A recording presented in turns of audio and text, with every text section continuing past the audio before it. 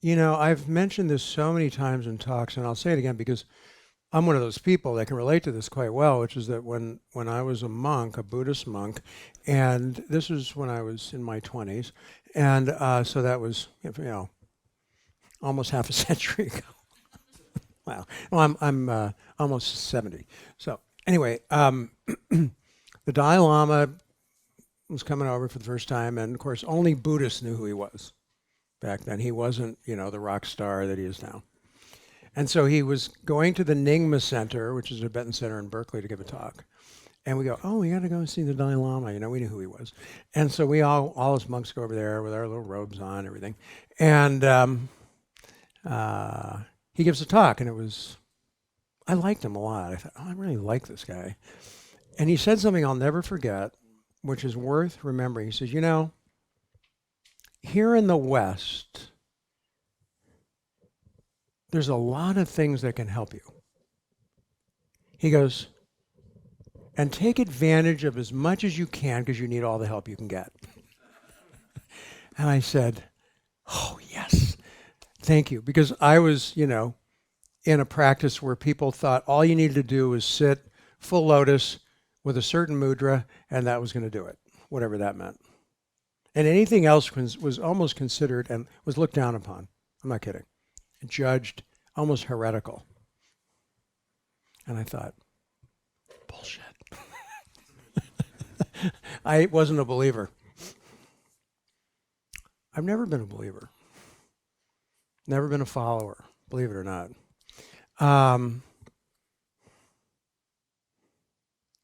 Honestly, I feel that in many ways, I hope I can say this, but spirituality and religion are responsible for authoritarianism because they teach people to believe, follow, and be subservient to. And I have news for you. There is no authority. No. I mean, there are authorities like if you don't pay your taxes or whatever, you're going to be in trouble. That's different.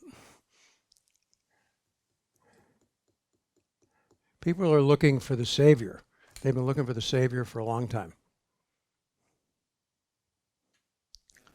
You are the one. It is not out there. There is no one out there who will save you.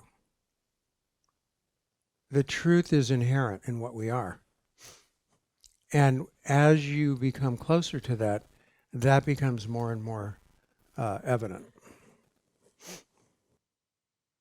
And this consciousness that coming together like this, or even online, and on the online things works too, it shines a brighter light into where we have trouble seeing in ourselves, where we are unconsciously in the way. Because where we are in the way is literally nothing other than unconsciousness.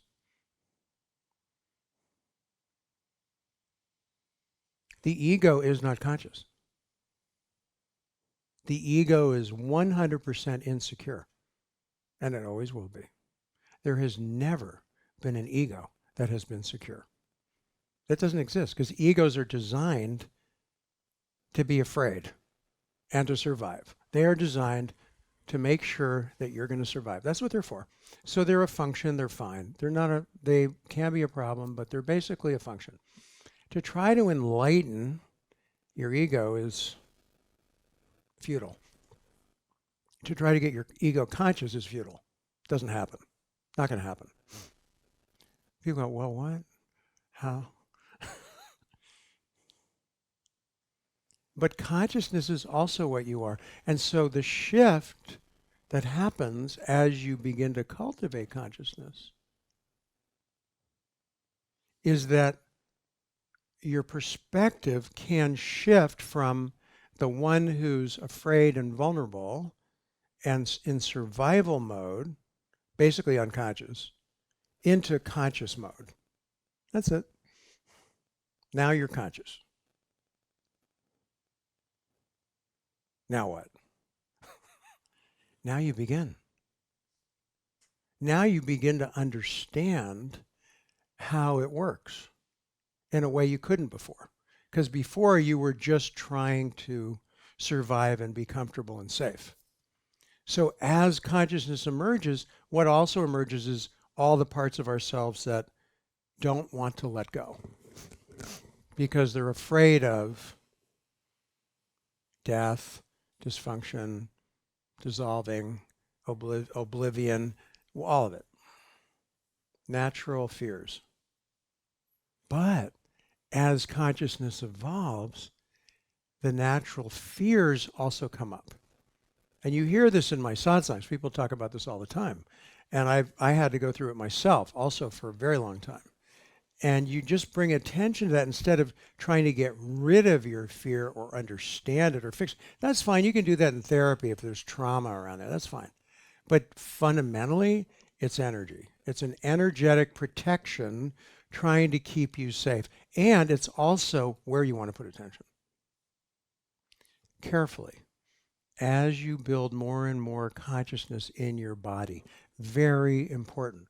A lot of people haven't done that work, and then when they have big openings, big awakenings, they end up having disabling kundalini kind of stuff where they're in bed for a year or they can't go to work anymore. And I work with a lot of those people all over the world. Or they do some psychedelic trip that is too much for them and they weren't ready to handle it. And they get screwed up. Now, I think there's a conscious use of these things, and I support it. As if it's used really well and consciously, it can be very helpful in a lot of ways. Well, I'm not talking about that now, but just say it on the side because I know it's helpful to a lot of people, and I know a lot of people who it is helping, and I support that. So that's all I'm going to say about that. Anyway, one needs to be careful, but developing simple practices like conscious breathing and body awareness simultaneously, that will do it. Whether or not you do it with a yoga practice or a Tai Chi practice or a Qigong practice or whatever, very important. Or you do a sitting meditation practice. That's Zazen that I learned was very much that. Very much a physical, energetic practice where breathing, body, or Vipassana, now called mindfulness, very popular, same thing. Very, very, very important to develop a nervous system that can handle and channel and ground more and more energy as consciousness evolves. No, it's not a quick job. Just like this beautiful garden it wasn't like, they moved here and it was it was just a big, empty lot and, and next week it was this, right? But if you go to, I have a friend who has a farm near here, and I know that farm was nothing, and now it's a paradise because of her love and attention and understanding how to listen to the natural order of growing and rooting and flowering and fruiting, and you're the same.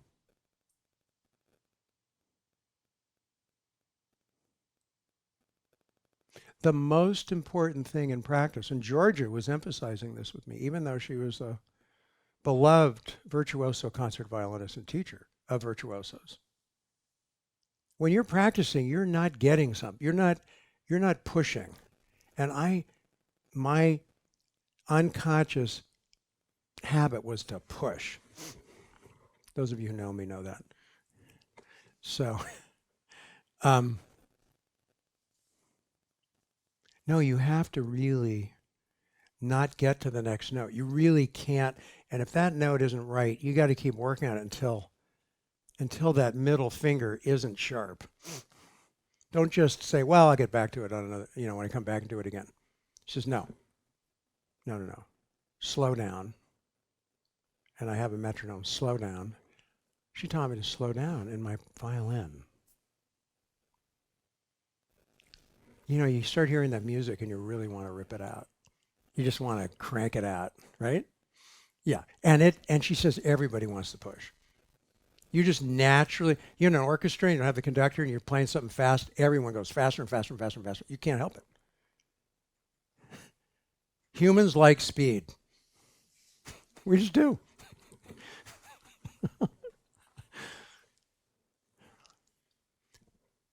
Slow down. Stop. Feel how good it feels to stop.